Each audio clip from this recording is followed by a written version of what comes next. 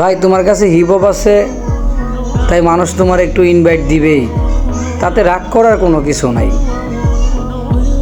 তুমি একটু অহংকারী হইবা, কারণ লাখ টাকার দামের আইডি তোমার কাছে আছে, এটাই স্বাভাবিক। তবে অহংকারী হইও না, তাহলে কিন্তু জৈলাপুরা ছাই হয়ে যাবা। কারণ অহংকার যার মনে আছে, স্বয়ং আল্লাহ তারে পছন্দ করে না। তাই একটা কথা মনে রাখবা, হিংসা আর অহংকার এই দুইটা যার মধ্যে আছে, আজ না হয় কাল সেই কিন্তু পুরা ছাই হইতেছে। তাই তোমার আজকে কইতেছি, ভালো হয়ে যাও, মানুষের সাথে ভালো ব্যবহার করো, মানুষ তোমারে ভালোবাসবো।